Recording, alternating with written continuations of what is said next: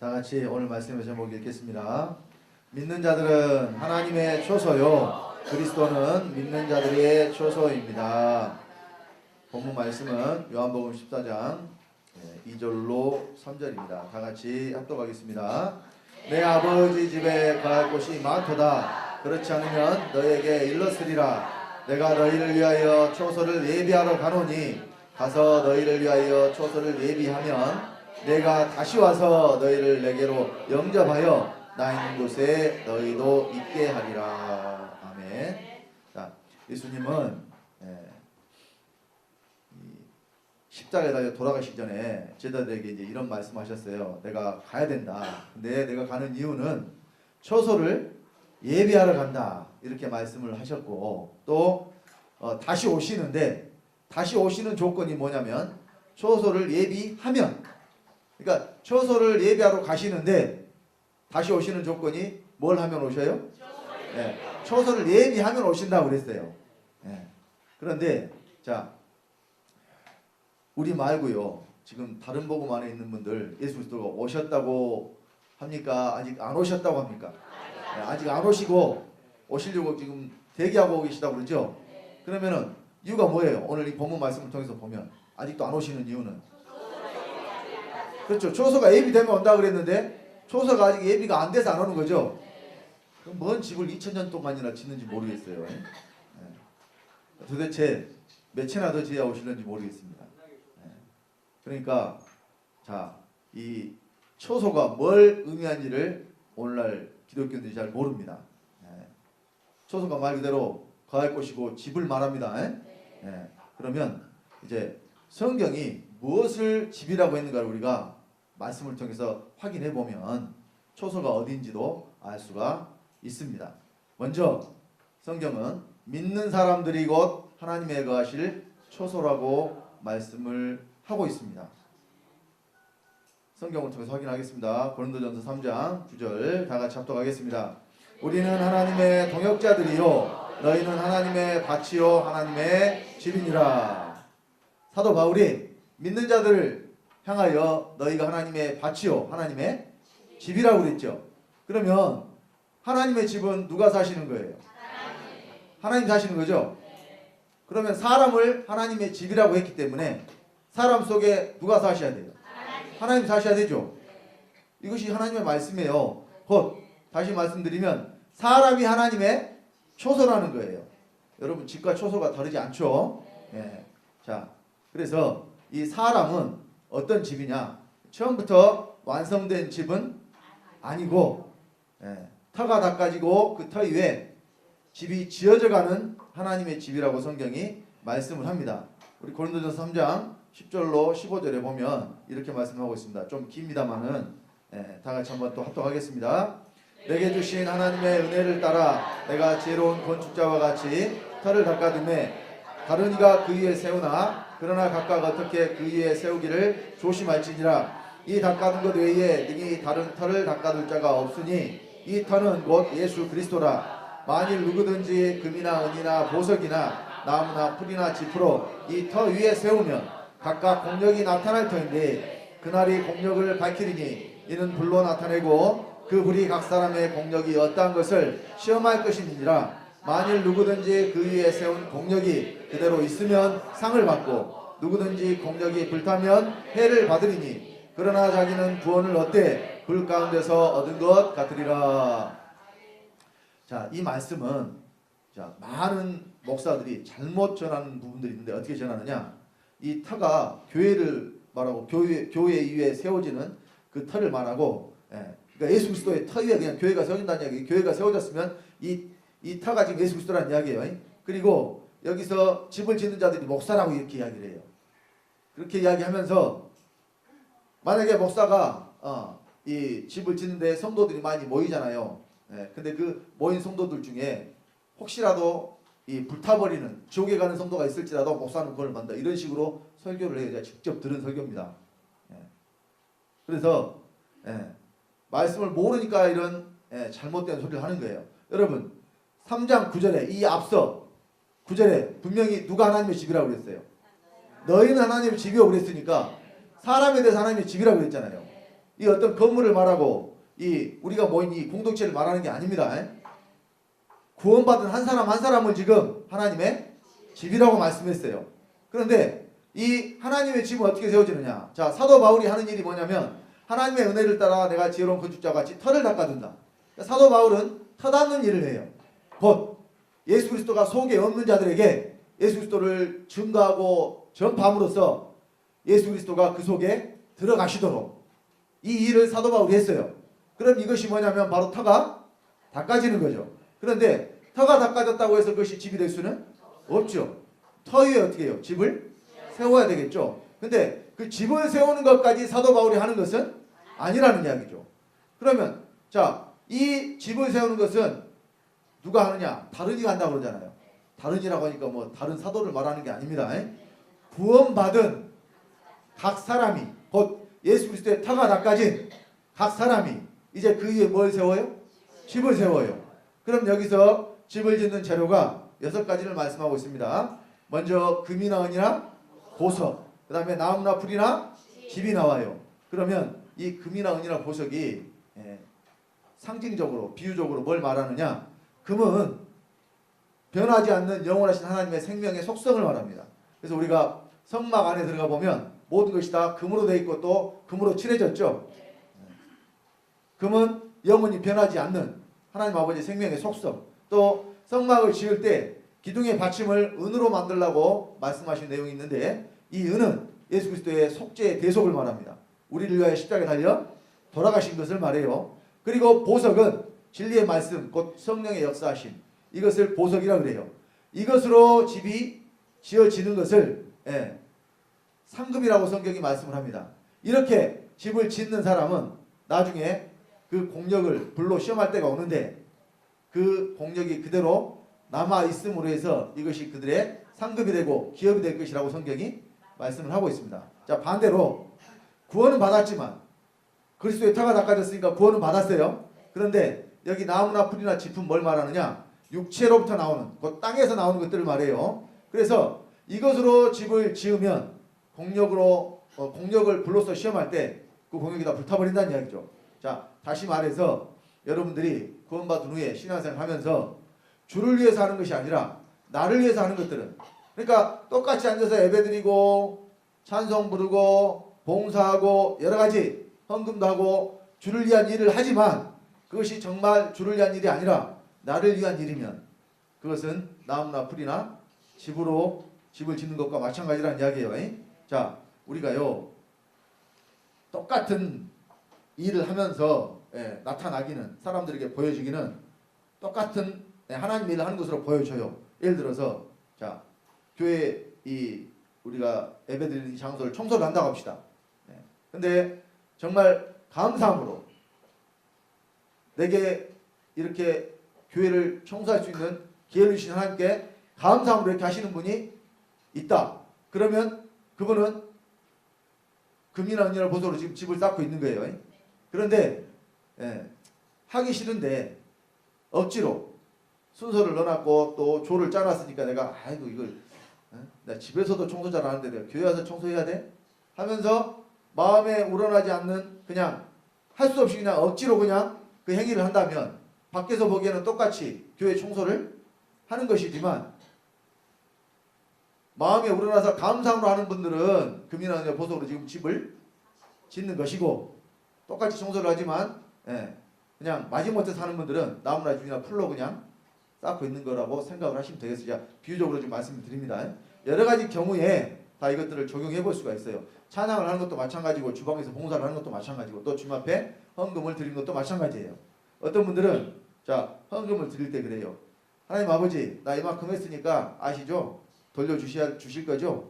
예를 들면 자, 받을 것을 생각을 하고 주님 앞에 드리는 사람들이 있어요. 여기는 그런 분들이 한 분도 없으시기를 주님의 이름으로 부탁을 드립니다. 그런 마음으로 드리는 것을 하나님이 받으시겠어요? 하나님께 온전히 드려진 예물이 될 수가 없겠죠. 자, 그러나 똑같이 드리는 행위는 하나님께 드리는 거예요. 그 속은 누구만 아시는 하나님 아시겠죠.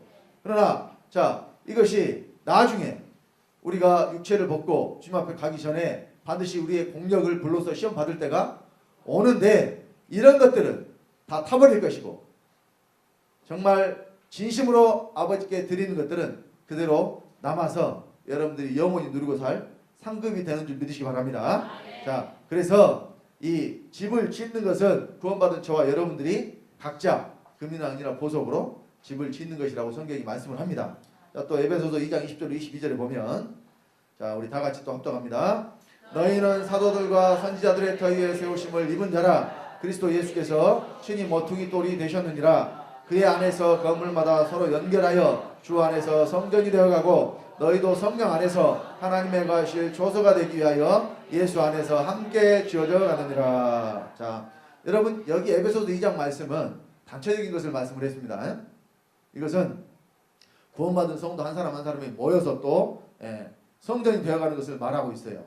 자, 그런데 모인 성도들이요, 구원받은 사람들이 모여서 그것이 하나의 또 온전한 이 그리스도 몸으로서 교회가 되는 것이지, 구원받지 못한 자들이 모인다고 해서 그리스도 몸이 될 수가 없는 것입니다. 여기서 중요한 부분이 하나 있는데, 자, 그리스도가 친히 모퉁이 돌이 되셨다. 이 모퉁이 돌이라는 것이요, 서로 연결해주는 역할을 하는 것이 바로 모퉁이 돌입니다.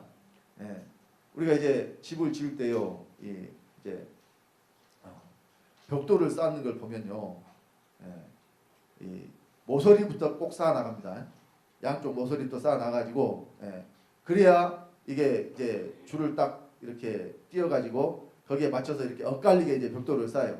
근데 가운데서 또 쌓아 나가면은 모서리에서 돌아가서 제대로 맞춰서 그걸 쌓을 수가 없어요. 그리고 모서리 또 쌓아 나가야 엇갈리게 이렇게 서로 벽돌을 쌓아서 이 벽이 튼튼하게 세워질 수 있거든요. 그러니까 그 모퉁이에서부터 시작해서 벽이 세워지는 것처럼 예수 그리스도가 바로 이 그리스도의 온전한 몸을 세우시는 교회에 서로 연결하는 부분. 그러니까 저와 여러분들이 다 여기 모여서 하나가 될 수 있는 이유는 예수 그리스도로 말미암아서예요. 저와 여러분 속에 있는 그리스도로 말미암아 우리가 모여도 뭐가 될 수 있어요? 하나가 될 수 있다는 이야기입니다. 이것이 예수 그리스도가 모퉁이 돌이 되셨다는 이야기예요. 자, 그래서 하나님의 초소가 먼저는 구원받은 저와 여러분 한 사람 한 사람이 하나님의 초소가 되어야 우리가 또 모여서 하나님의 거하실 온전한 초소, 교회가 될 수 있다는 이야기입니다. 그래서 하나님이 어디 들어오시느냐? 사람 안으로 들어오신다고 했다니까요. 자, 먼저 빌립보서, 하나님의 집은 하나님이 사시는 거라고 했습니다. 빌립보서 2장, 하나님 어디 계신가 봅시다. 13절을 보겠습니다. 빌립보서 2장 13절.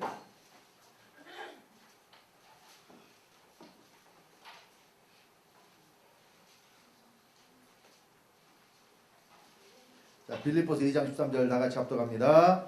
너희 안에서 행하시는 이는 하나님이시니 자기의 기쁘신 뜻을 위하여 너희로 소원을 두고 행하게 하시나니. 자, 우리 안에서 행하시는 하나님이 계시죠? 밖에 있는 하나님이 아니라 안에서 행하시는 하나님 계세요. 그러면 이 안에서 행하시는 하나님이 바로 그리스도입니다.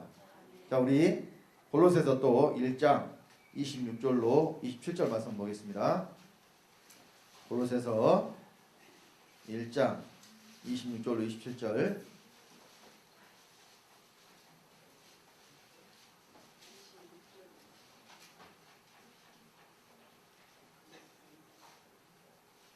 자, 골로새서 1장 20절 27절 찾으셨으면 다 같이 합독합니다. 이 비밀은 만세와 만대롭통으로 감추었던 것인데 이제는 그의 성도들에게 나타났고 하나님이 그들로 하여금 이 비밀의 영광이 이방인 가운데 어떻게 풍성한 것을 알게 하려 하심이라. 이 비밀은 너희 안에 계신 그리스도시니 곧 영광의 소망이니라. 자, 그리스도가 어디 계세요? 그리스도가 성경은 분명히 너희 안에 계신다고 그러잖아요. 그리고 이 비밀이 만세와 만대롭통으로 감췄던 비밀이라고 그러잖아요. 여러분, 그러니까 비밀을 아무나 깨달아 알아요? 이 비밀을 깨닫지 못하는 교회가요 너무나 많습니다. 그래서요 예수 그리스도가 어디 계신다고 전하냐면 십자가에 달려 죽으셨다가 3일 만에 부활해가지고 하늘 올라가가지고 하나님 아버지 오른쪽에 앉아 계신다고 전하고 있어요. 그러면 이 만세와 만대롭통으로 감췄던 비밀이 이루어져요? 안 이루어지죠. 이루어질 수가 없죠. 그리고 이 그리스도에 대해서 로마서 9장 5절에 만물 위에 계셔 세세 찬양 받으신 하나님이라고 말씀하고 있어요. 그러니까 세세 찬양 받으신 하나님이신 그리스도가 어디로 들어와서 내 안에 들어와 계심으로 내가 하나님의 집이 된다니까요. 여러분 아실 것은 우리가 하나님의 집이라서 하나님 내 안에 들어오신 것이 아니라 하나님이 우리 안에 들어오시니까 우리가 하나님의 집이 되는 거예요. 그러니까 내가 하나님의 집이라고 말할 수 있으려면 하나님 반드시 어디 계셔야 되겠어요? 반드시 내 안에 계셔야 됩니다. 그러니까 밖에 계신 하나님 믿는 사람들은요, 지금 성경대로 하나님 믿는 것이 아니에요. 왜? 하나님의 집인데 하나님 내 안에 안 계셔. 그럼 하나님 집이에요? 아니죠. 네. 사람이 살아야 그것이 집이죠. 물론 집 모양만 갖추고 있으면 그 집인데, 여러분 사람이 떠나가 버린 집은 금방 어떻게 돼버려요? 폐허가 돼버리죠. 폐허가. 희한하게도 집이 사람이 살아야 더 오래가고 깨끗하고 보존이 돼요. 그런데 그냥 놔두면, 그러니까요, 다 문을 닫고 안에 깨끗이 청소를 하고 집기를 이렇게 천을 다 씌워놔도요, 나중에 오랜 시간 지나서 들어가 보면 먼지가 소간이 쌓였어요. 사람이 들어가 살지도 않는데 왜 그럴까요? 왜 그러겠어요? 그래, 사람이 안 사니까. 사람이 살면은 그냥 막 청소할 텐데, 그러니까 사람이 안 사니까 청소를 안 하니까 쌓이죠. 예? 그 이제 사람이 안 살아도 고양이도 들어가고 쥐도 들어가고 그럴 수도 있을 거예요. 무엇이든지 아무튼 뭐 움직이는 것들이 있으니까 먼지가 날 거 아니에요. 또 뭐 속에 어떻게 해서 먼지가 쌓이는지 제가 연구는 안 해봐서 모르겠습니다만은, 어쨌든 결과는 보면은 한참 동안을 거기 아예 들어가지도 않았는데 나중에 들어가 보면 먼지가 쌓이는 걸 볼 수가 있다니까요. 자, 그래서 집이라는 것은요, 그 주인이 들어가서 살아야 집이 되죠. 그러니까 사람을 하나님의 집이라고 했을 때는 하나님이 사람의 주인이 되셔서 그 안에 들어와서 사시겠다는 뜻이에요. 자, 그래서 하나님의 초소가 사람이라는 것을 우리가 말씀을 통해서 이제 확인을 했습니다. 그런데 자, 하나님만 집이 있어야 되는 게 아니라 우리도 집이 있어야죠. 여러분 세상에서도 지금 집이 있어야 여러분들이 어쨌든 일하고 돌아가서 쉬기도 하고 잠도 자고 그러죠. 근데 돌아갈 집이 없는 사람들은 지금 어떻게 해요? 길로 나가죠. 그래서 이제 다리 밑에 같은 데 가서 저 지하도 같은 데 가서 그렇게 살잖아요. 그러니까 우리 말로는 로스자인데 영어로는 홈리스잖아요. 홈리스. 집이 없다는 뜻이에요. 집이 없는 사람들은 그렇게 살 수밖에 없어요. 그러니까 우리에게도 집이라는 것이 굉장히 중요한데, 자, 영원한 세계에 가서도 우리 집이 있겠어요, 없겠어요? 당연히 있죠. 그런데 이 집에 대해서 잘못 알고 있단 말입니다. 이 집에 죽어서 가는 줄 알아요.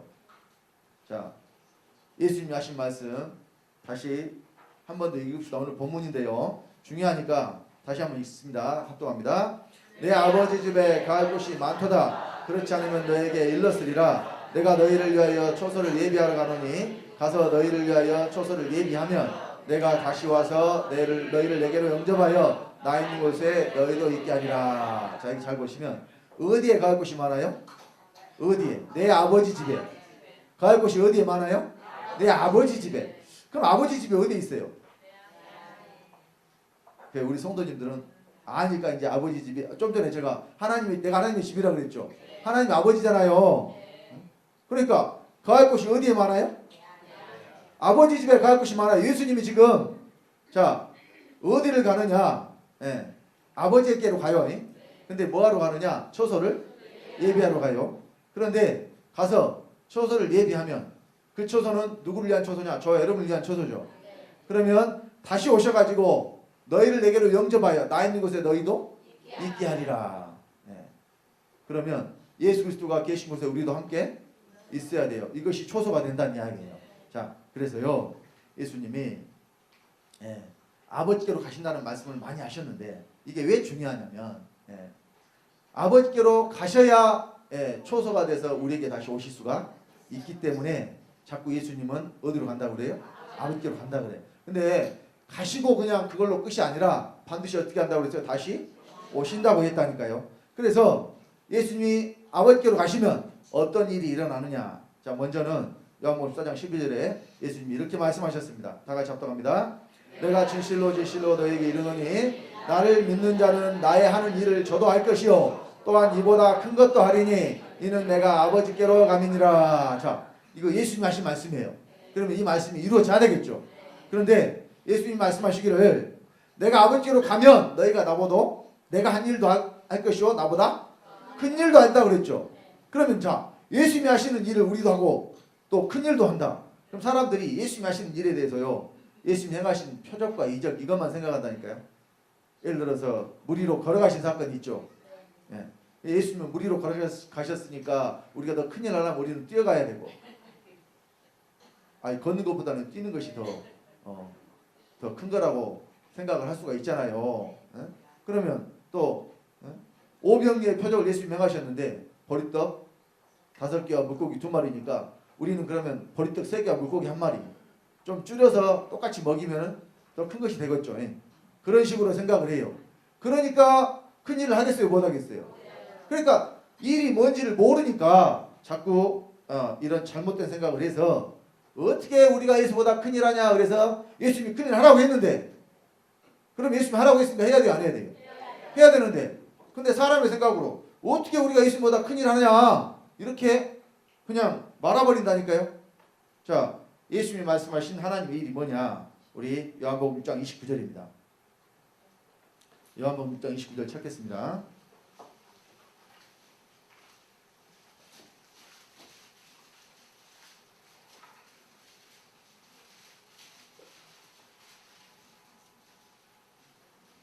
자, 요한복음 6장 29절 다 같이. 예수께서 대답하여 가라사대 하나님의 보내신 자를 믿는 것이 하나님의 일이니라. 자, 여러분, 하나님의 일은요, 보내신 자를 믿는 거예요. 우리에게 이 일을 하라고 하신 겁니다. 무슨 말인지 이해가 되세요? 그러니까 자, 예수님이 보내신 자인데 자기가 자기를 믿는 것? 예. 그러니까 이 일은 결국은 누가 해야 돼요?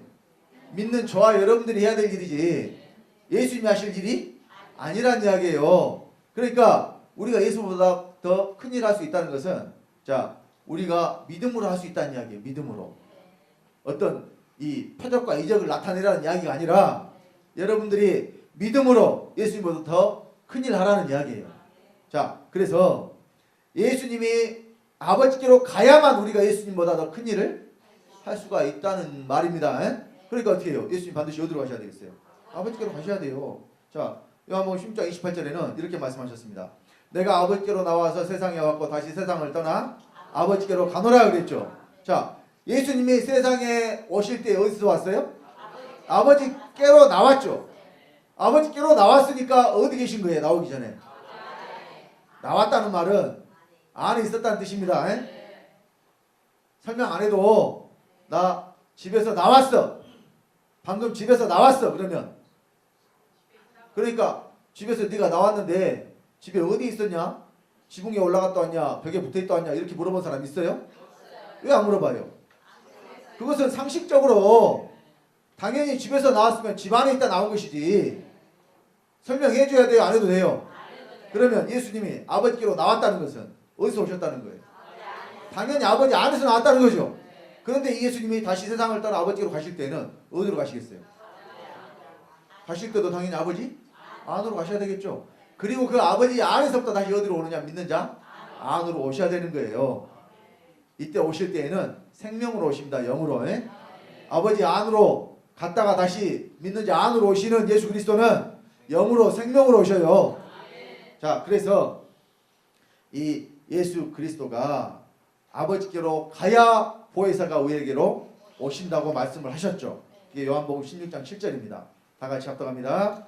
그러나 내가 너에게 실상을 말하노니 내가 떠나가는 것이 너희에게 유익이라. 내가 떠나가지 아니하면 보혜사가 너에게로 오시지 아니할 것이요 가면 내가 그를 너에게로 보내리니. 자, 예수님이 반드시 가셔야만 보혜사를 보내실 수가 있대요.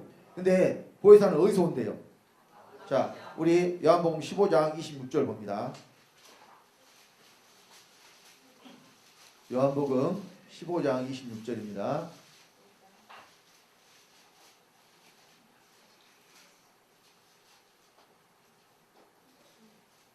자, 찾으셨으면 다 같이 합독하겠습니다. 내가 아버지께로서 너에게 보낼 보혜사 곧 아버지께로서 나오시는 진리의 성령이 오실 때에 그가 나를 증거하실 것이요. 자, 보혜사에 대해서 예수님이 아버지께로서 나오시는 진리의 성령 이렇게 말씀하셨어요. 그러니까 보혜사는 반드시 어디서 나와야 돼요? 아버지께로서 나와야 되죠. 그런데 이 보혜사는 누가 가셔야 보낼 수 있어요? 여기도 내가 아버지께로서 너에게 보낼 보혜사. 그러니까 보내기는 누가 보내요? 보내기는 예수님이 보내는데 나오기는 아버지께로 나와야 돼요. 이 두 말씀이 두 조건이 다 충족이 되려면 그래서 예수님이 어디로 가셔야 돼요? 그래서 예수님이 아버지 안으로 가셔야 돼요. 그런데 사실은 오시겠다는 보혜사가 다른 분이 오시는 게 아니라 누가 오시는 거냐? 예수님이 오시는 거라니까요. 예수님이 오신다는 말씀을 하셨어요. 요한복음 14장 18절입니다. 19절까지 보겠습니다. 요한복음 14장 18절로 19절.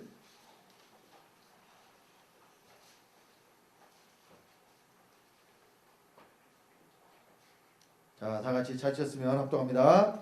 내가 너희를 고와 같이 버려두지 아니하고 너희에게로 오리라. 조금 있으면 세상은 다시 나를 보지 못할 터이로되 너희는 나를 버리니 이는 내가 살았고 너희도 살겠습니다. 자, 누가 오신다 그래요? 내가 너희를 고와 같이 버려두지 아니하고 너희에게로 오리라 그러잖아요. 예수님이 오신다는 이야기예요. 그러면서 조금 있으면 세상은 다시 나를 보지 못할 터이로되 조금이라 그랬잖아요. 세상은 못 보는데 누구는 봐요? 너희는 본다 그러죠. 이유는 내가 살았고 너희도 살겠습니다. 내가 십자가에 달려 죽은 것으로 끝나는 게 아니라 다시 살 것이고 또 그를 인하여 너희도 살 것이라는 것을 예수님 지금 말씀하시는 거예요. 그러니까 예수 그리스도가 오셔서 우리를 살리시겠다는 이야기예요. 어떤 우리를 살립니까? 우리가 어떻게 죽었어요? 그렇죠. 죄와 허물로 죽었던 우리를 살리시겠다는 이야기예요. 그러니까 우리를 살리시러 어디로 오신다는 이야기예요. 자, 우리 에베소서 2장 1절부터 또 봅니다.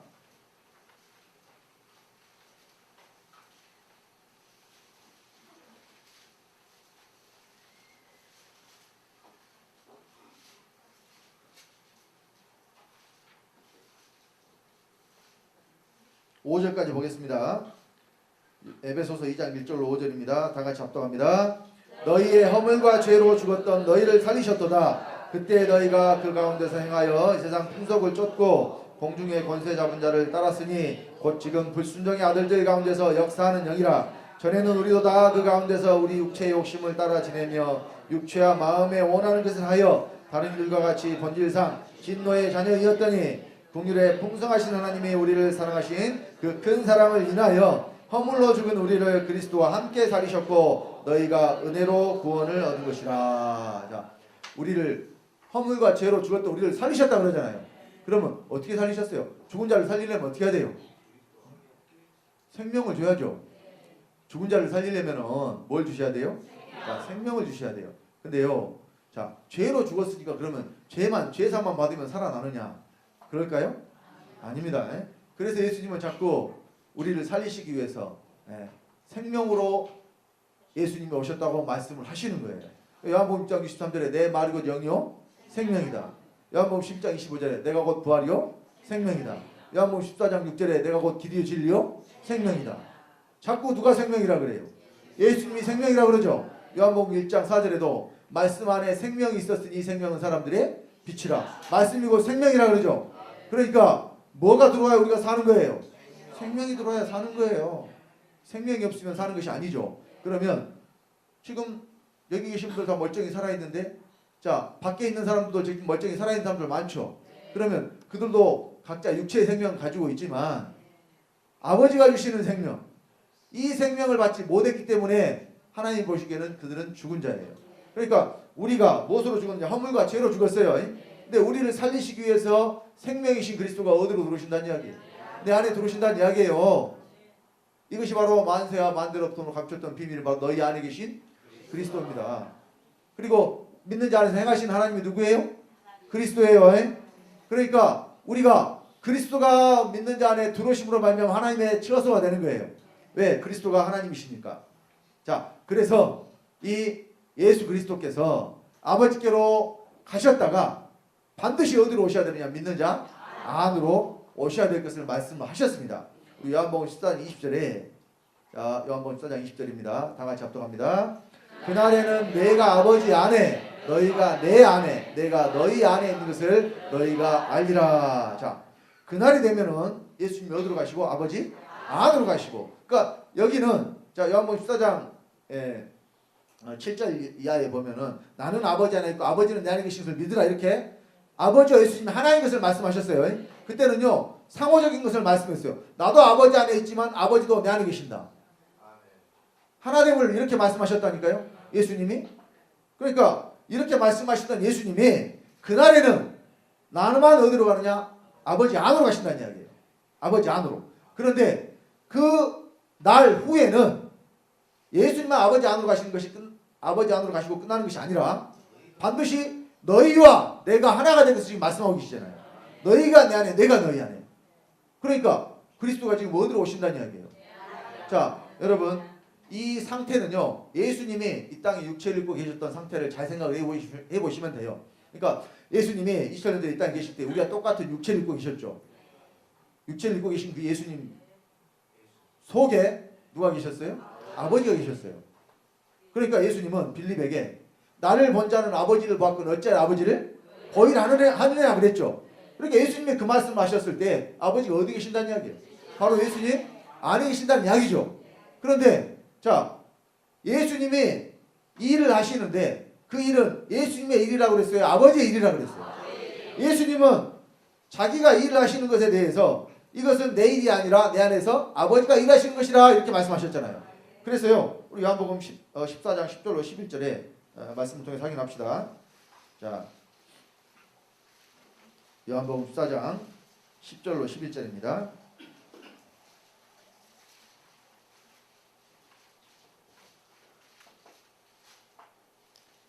자, 찾으셨으면 다 같이 또 합독합니다.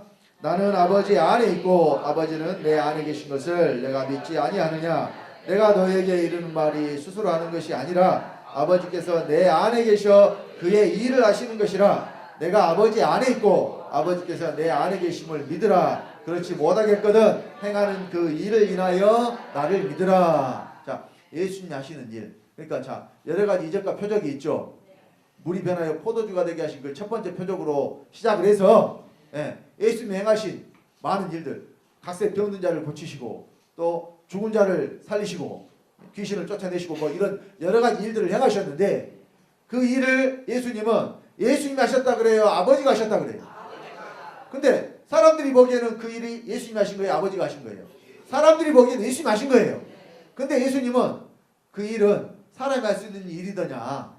자, 예수님이 하신 일 치고 사람이 할 수 있는 일이 있어요, 없어요? 나한테부터 소경된 자를 사람이 눈뜨게 해요? 죽은 자를 살려요? 그러니까 그 일은 사람으로서 예수님이 하신 것이 아니라 하나님 아버지가 예수님 안에 계셔서 아버지의 일을 하신 거라니까요. 이걸 믿으셔야 돼요. 그래서 예수님과 아버지가 하나라는 것을. 그러니까 나를 믿지 못하겠거든 나의 행하는 그 일을 보고 믿으라 그러잖아요. 그래서요 예수님이 행하신 일 중에요 사람으로서 하신 일은 딱 한 가지밖에 없어요. 예수님이 사람으로서 우리와 똑같은 육체를 가진 사람으로서 행하신 일, 그건 뭘까요? 예, 그렇습니다. 바로 십자가에 못 박혀 피를 흘리고 돌아가신 일. 왜? 아버지는 절대로 죽으실 수가 없는 분이고 또 피를 흘리실 수도 없는 분이라서 이 일은 오직 사람이신 예수님이 아들로서 하신 거예요. 아버지가 하신 일이 아니라. 그런데 그 외에 다른 모든 일은 누가 하신 것이냐? 예수님 안에서 아버지가 하신 겁니다. 그래서 이때에는 예수님이 나는 아버지 안에 있고 아버지는 내 안에 계신다. 그렇게 서로 상호 하나 되는 것을 말씀을 이렇게 하셨어요. 그런데 자, 이와 같은 상태를 믿는 자들에게도 똑같이 이루시기 위해서 그리스도가 어디로 들어오시는 거예요, 이제. 그러니까 자, 이제 믿는 자 안에 그리스도가 들어오면 너희가 내 안에 내가 너희 안에 너희가 안다 그러잖아요. 자, 이 말의 의미는 예수님이 이 땅에 육체를 입고 사시는 동안 예수님을 통해서 아버지의 일이 이루어진 것처럼 이제 저와 여러분 속에 누가 들어오셨기 때문에 그리스도가 들어오셨기 때문에 이제 믿는 자들이 행하는 일은 곧 그리스도의 일이 되어야 된다니까요. 그러니까 육체는 나지만은 내 안에서 행하시는 분은 누가 하셔야 돼요? 누가 행하셔야 돼요? 그리스도가 행하셔야 돼요. 그래서 좀 전에 우리가 빌립보서 2장 13절 말씀 읽었습니다만은 너희 안에서 행하시는 이는 하나님이시니 자기의 기쁘신 뜻을 위하여 너희로 소원을 두고 행하게 하신다고 그랬어요. 하나님이 우리 안에서 우리로 행하게 하셔요. 그러면 죄 짓게 하시겠어요? 하나님 행하시는데, 그래서 믿는 자들에게는 죄가 떠나는 증거가 나타나야 돼요. 왜? 하나님이 어디서 행하시니까? 하나님이 믿는 자 안에서 행하시니까. 그래서요, 자, 그리스도가 믿는 자 안에 들어오시면 믿는 자와 그리스도가 하나가 돼요. 그러면 여기서 우리가 집은요, 짊어지고 다니는 게 아니죠. 네? 집에는 들어가야 돼요. 들어가야 집이에요. 네. 그러니까 여러분, 뭐 애들이 말 안 들으면은 쫓아내버리죠. 그런 벌 줘보신 분, 자식들한테 쫓아내서, 근데 이제 사실 완전히 쫓아내려고 하는 것이 아니라, 그냥 잘못했다고 하면 다시 들어오게 하려고 일단 잠깐 밖에 나가게 하는 거죠. 근데 속마음 완전히 쫓아내는 것은 아니지만 일단은 어디로 내보내요? 집 밖으로 내보내잖아요. 그러니까 얘들이 생각하기에는 진짜로 엄마가 나를 쫓아내려고 하는가 보다, 이런 생각을 하게 되죠. 그래서 근데 이것도 이제 통하는 애들이 있고 안 통하는 애들이 있어요. 쫓아내니까 진짜로 나가버리더라고. 찾느라고 또 고생해서 다음엔 안 쫓아냈어요. 아니, 사라져버리니까 이걸 찾는 것이 더 고생이요. 어떤 애들은 그냥 밖에서 잘못했으면 용서해주세요 이렇게 하는데, 어떤 놈들은 또 나가라 했으니까 나가버려야겠다고 가버리더라니까요. 어디로 가버려요 막. 그래 이제 앞에 나가면 좀 이따 나가봤더니 있어 없어? 없으니까 이제 어때요 또? 찾아다니라고 또 정신이 없어요. 그래서 이놈은 쫓아내면 안 돼요. 어차피 목적이 쫓아낼 목적이 아니었는데, 알고 그랬는지 모르겠지만, 자, 그래서 집이라는 것은 밖에 있으면 안 되고 어디 있어요? 안에. 그러니까 자 보세요. 하나님이 우리 안에 들어오시니까 우리가 하나님의 거하실 초소라 그랬죠. 그러면 우리도 어디 안에 들어가느냐? 그리스도 안에 들어가죠. 그러면 누가 우리의 초소가 되는 거예요? 그리스도가 우리의 초소가 되는 거예요. 자, 그러면 이런 말씀에 처음 들어보신 분들은 무슨 소린가 하실 수도 있어요. 그런데요, 성경에 보면 다 있어요. 없는 거 말씀 저는 안 드립니다. 그래서요, 우리에게도 영원한 초소가 있어요. 잠깐 살다가 그냥 가는 임시로 거하는 집이 아니라 영원한 집이 우리에게 있다니까요. 자, 그런데 그 영원한 집에 우리가 죽어서 가는 것이 아니라고 성경이 말씀을 합니다. 영원한 초소가 우리에게 온다고 말씀을 하셔요. 그러니까 여러분, 사람의 생각대로 믿지 마시고 하나님의 말씀대로 믿으시기 바랍니다. 여러분, 신앙생활의 목적은 구원받는 거예요. 구원받는 거. 그러니까 베드로후서 1장 9절에 믿음의 결국은 영혼의 구원을 받음이라 그랬죠. 여러분, 교회가요 무슨 세상의 친목 모임이나 동호회 모임이 아니라니까요. 거기는요, 마음 맞는 사람끼리 모여가지고 그냥 놀러도 다니고 뭐 먹을 것도 먹으러 다니고 산에 다니고 이렇게 하는 것이 그들의 목적인데요. 교회에 나오는 목적은 구원 얻기 위함이라니까요. 또 구원 받았으면 하나님의 뜻대로 살기 위함이에요. 이거 외에는 다른 목적이 있을 수가 없습니다. 그래서 자, 그렇게 여러분들이 정확하게 성경대로 신앙생활을 하셔야만 하나님의 말씀이 여러분들 이루어지는 거예요. 그러니까 사람의 말로 믿지 마시고 성경이 그렇다고 하면 그렇게 믿으셔야 돼요. 근데 아까도 제가 말씀을 드렸지만은 예수님은 나를 믿는 자는 나보다 내가 한 일도 하고 나보다 큰 일도 한다고 분명히 말씀하셨어요. 그러면은 큰 일을 해야 된다고 생각을 해야 될 텐데 어떻게 사람이 큰 일 하냐? 말도 안 되는 소리 하지 말아라. 자기 생각대로. 성경이 그랬는데 그게 무슨 뜻인가를 깨달아 알아야 될 거 아닙니까? 그런데 그냥 자기 생각대로 사람의 말을 듣고 성경을 무시해버려요. 그럼 이런 사람들은 성경을 피하는 사람들이죠. 성경을 피하고서 구원을 받겠습니까? 자, 그래서 누가 뭐라고 하든 신앙의 기준이 하나님의 말씀이 되시기 바랍니다. 말씀이 그렇다고 하면 그런 것이고 아니라고 하면 아닌 거예요. 자, 성경 어디에도 죽어서 가는 천국이 없습니다. 저도 옛날에는요, 저도 사실은 신앙의 연조가 대단히 깊어요. 제가 올해 51세인데요. 제 신앙의 연조가 51년 됐어요. 왜? 어머니 뱃속에서부터 믿었거든요. 소위 말하는 모태신앙. 우리말로 풀면 못하는 신앙. 이것이 모태신앙입니다. 자, 그래서 저도 예전에 교회 다닐 때는요. 철석같이 그렇게 믿었어요. 죽어서 나 어디 간다고? 천국 간다고. 그런데 제가 말씀을 배우고 또 신학을 공부를 해보니까 또 성경을 읽어보니까 성경 어디에도 우리가 죽어서 천국 간다는 말씀이 없더라니까요. 없는데 어디서 나왔겠어요? 없는데 사람의 생각으로 그냥 죽어서 천국 간다는 말이 나온 거예요. 자, 먼저 예수님 하신 말씀 확인합시다. 누가복음 17장 20절로 21절입니다. 다 같이 합독합니다. 바리새인들이 하나님의 나라가 어느 때에 임하나이까 묻거늘 예수께서 대답하여 가라사대 하나님의 나라는 볼 수 있게 임하는 것이 아니요 또 여기 있다 저기 있다고도 못하리니 하나님의 나라는 너희 안에 있느니라. 자, 하나님 나라가 어디 있어요? 안에 있다고 그러잖아요. 누가 하신 말씀이에요? 예수님 하신 말씀이죠. 여기 뭐 바리새인들에게 말씀하셨기 때문에 그럼 바리새인들 속에 하나님 나라가 있다는 소리예요? 아니에요. 사람 속에 하나님 나라가 이루어질 것을 바리새인들과의 대화를 통해서 지금 말씀하신 거예요. 그러니까 자, 천국이 곧 하나님의 나라인데 천국이 어디 이루어져야 돼요? 내 안에 이루어져야 돼요. 자, 그래서요 사도 바울을 통해서 하늘에 있는 영원한 집이 있고 땅에 있는 장막집이 있는데요. 우리가 하늘에 있는 영원한 집에 가는 것이 아니라 하늘에 있는 영원한 집이 우리에게 온다고 말씀을 하고 있습니다. 자, 우리 고린도후서 5장 1절로 3절입니다. 다 같이 합독합니다. 만일 땅에 있는 우리의 장막집이 무너지면 하나님께서 지으신 집 곧 손으로 지은 것이 아니요 하늘에 있는 영원한 집이 우리에게 있는 줄 아나니 과연 우리가 여기 있어 단식하며 하늘로부터 오는 우리 초소로 덧입기를 간절히 사모하노니 이렇게 입으면 벗은 자들로 발견되지 않으랴니라. 자, 잘 보세요. 분명히 영원한 집은 어디에 있느냐? 하늘에 있잖아요. 영원한 집이 어디에 있어요? 영원한 집은 분명히 하늘에 있는데 그런데 우리가 하늘로 가요? 아니면 하늘에 있는 초소를 우리가 덧입어요? 가는 것이 아니라 온다 그러잖아요? 가는 것과 오는 것은 같아요? 180도 다르죠? 네? 좋은 사람한테는 얼른 오라 그러죠. 얼른 오세요. 가까이 오라 그러잖아요. 좋은 내 옆자리에 앉으세요. 같이 음식 먹읍시다. 좋은 사람한테는 얼른 오라 그래요. 근데 배기 싫은 사람한테 어떻게 그래요? 가 좀 가버려. 네? 왜 가라 그래요? 왜 가라 그래요?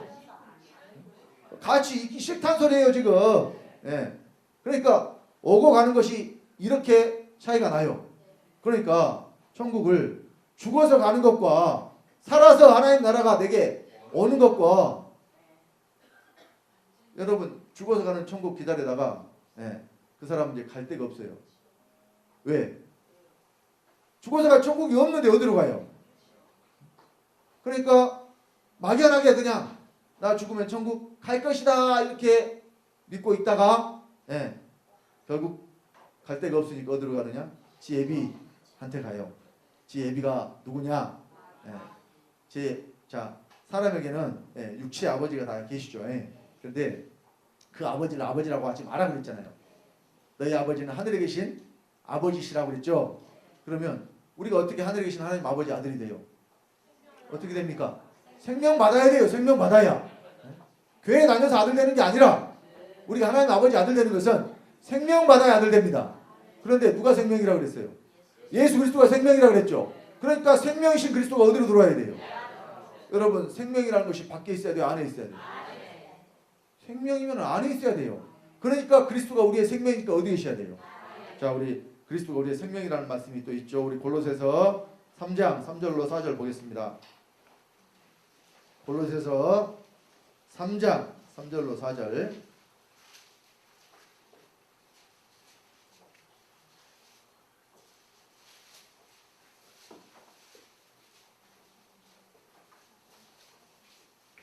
자, 합독하겠습니다. 이는 너희가 죽었고 너희 생명이 그리스도와 함께 하나님 안에 감추었음이니라. 우리 생명이신 그리스도께서 나타나실 그때에 너희도 그와 함께 영광 중에 나타나리라. 그리스도를 우리의 생명이라고 그랬죠. 생명이니까 어디에 있어야 돼요? 생명을 밖에 내놓고 다니는 사람 있나요? 생명이니까 그리스도가 우리 안에 들어오셔서 내 안에서 내 생명이 되시는 거예요. 그러니까 그리스도가 들어오지 않은 사람은 뭐가 없는 거냐? 생명이 없는 것이고, 생명이 없으니까 하나님 아버지 아들이 아니라는 소리예요. 여러분, 교회 다니는 자들이 지옥 간다는 말씀 성경에 있을까요, 없을까요? 교회 다니는 자들이 지옥 간다는 말씀 성경에 있어요, 없어요? 교회 다니다가 지옥 간다는 말씀 성경에 있어요. 예? 자, 찾아드릴게요. 마태복음 7장. 성경대로 안 믿으면 지옥 갑니다. 마태복음 7장 21절부터 23절까지 봅니다.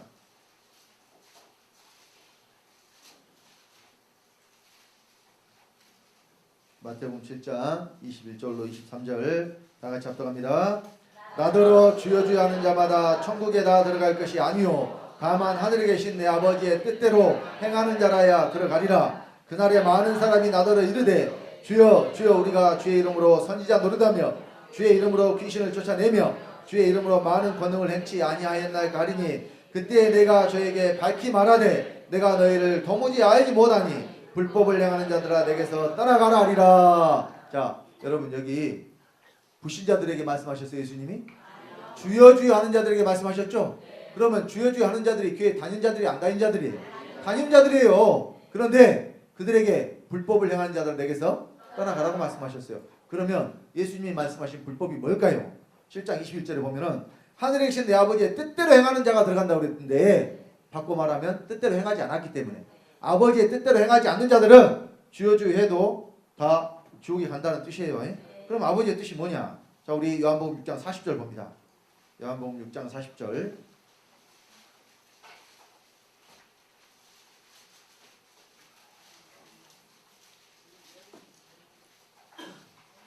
많은 기독교인들이요 이렇게 신앙생활을 합니다. 내가 주일날 교회 와서 예배 드렸으니까 하나님 나를 구원하실 것이다. 천만의 말씀이에요. 절대 그렇게 구원 못 받습니다. 여러분들이 말씀대로 믿고 그 말씀이 여러분들이 실제가 되었을 때에 그리고 생명을 얻었을 때 그때 구원 받는 거예요. 교회 다녀서 구원 받는다는 그런 착각 버리시기 바랍니다. 자, 우리 요한복음 6장 40절 합독합니다. 내 아버지의 뜻은 아들을 보고 믿는 자마다 영생을 얻는 이것이니 마지막 날에 내가 이를 다시 살리리라 하시니라. 자, 아버지의 뜻은 아들을 보고 믿는 자마다 뭘 얻어요? 영생을 얻어. 그러면 영생을 죽어서 얻는다 그래요? 지금 믿을 때 얻는다 그래요? 이 말씀도 성경은 분명히 우리가 믿을 때 영생을 얻는다고 말씀하고 있는데 많은 기독교인들이 영생이 뭐냐? 영원히 사는 것이 영생이니까 이 땅에서는 영원히 살 수 없기 때문에 죽어서 천국 가면 그때 영생한다고 믿고 있는 사람들이 많아요. 그러니까 구원은 이 땅에서 얻고 영생은 죽어서 천국 가서 얻는다. 구원과 영생이 어떻게 된 거예요 지금? 따로 나눠져 있죠. 성경은 그렇게 말씀 안 했어요. 자, 우리 요한복음 5장 24절을 또 봅니다. 요한복음 5장 24절입니다. 자, 합독하겠습니다. 내가 진실로 진실로 너에게 이르노니 내 말을 듣고 또 나 보내신 이를 믿는 자는 영생을 얻었고 심판에 이르지 아니하나니 사망에서 생명으로 옮겼느니라. 자, 믿는 자는 영생을 얻었고 그랬죠. 이 영생이 바로 아버지의 생명이에요. 그래서 요한일서 2장 25절에 그가 우리에게 약속하신 약속이 이것이 곧 영원한 생명이니라. 하나님 우리에게 영생을 약속하셨고 이것을 우리에게 주셨는데 누가 영생이냐? 예수 그리스도가 영생이에요. 요한일서 5장 20절에 그는 참 하나님이시여 영생이시라. 예수 그리스도가 참 하나님이여 영생이신데 그 참 하나님이신 예수 그리스도가 어디로 들어와요? 내 안에 들어오니까 내가 영생을 얻은 거라니까요. 그러니까 예수 그리스도가 밖에 있는 자들은 영생을 얻은 거예요? 못 얻은 거예요? 못 얻은 거니까 하나님 아들이 아니란 소리예요. 생명이 있어야 하나님 아들인데 생명이 없으니까 또 밖에 놔두고 그 생명을 말하기 때문에 그 사람은 교회 다녀도 구원받은 하나님 아들이 아니라는 이야기입니다. 그리고 우리가 예수 그리스도 안에 있는 동일한 똑같은 생명을 받기 때문에 우리가 예수님과 똑같은 아들이라니까요. 그래서 성경에 예수를 외아들이라고 하는 말씀이 있다고 그랬어요? 없다고 그랬어요?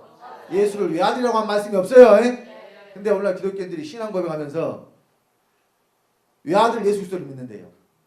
사도신경 하면서 외아들 예수 그리스도를 믿는데 그 말은 어떤 고백이냐면 하나님의 아들은 예수만 하나님의 아들이 우리는 아들이 아닙니다. 이런 고백과 똑같아요.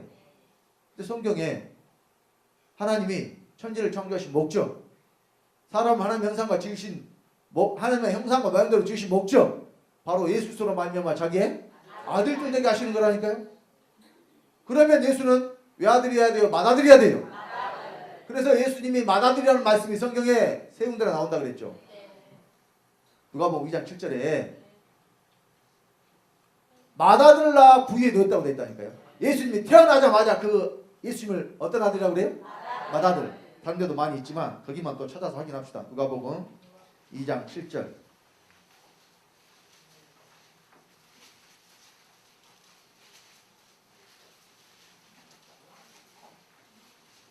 누가복음 2장 7절입니다. 자, 합독합니다.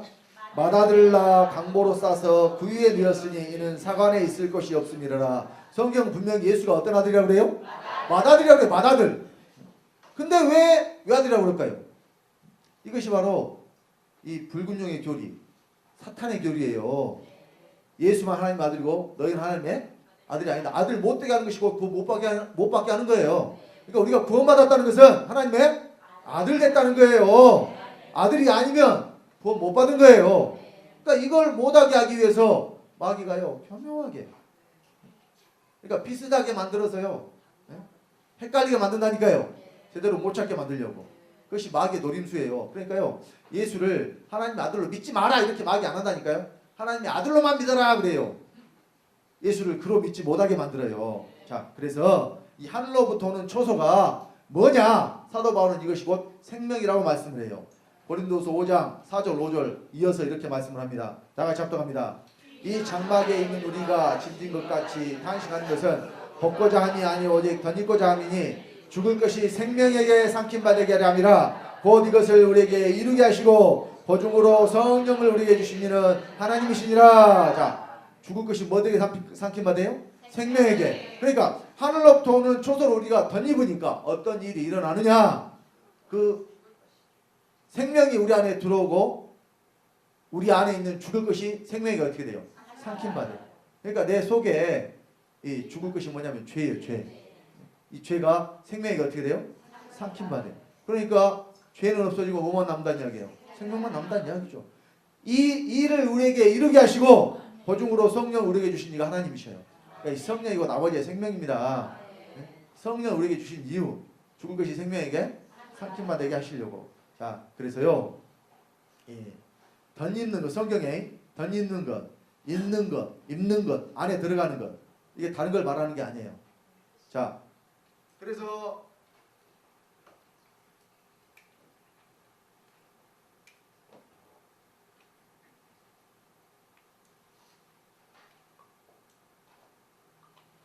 5분을 못 버티네. 5분만 버텼으면 끝날 텐데.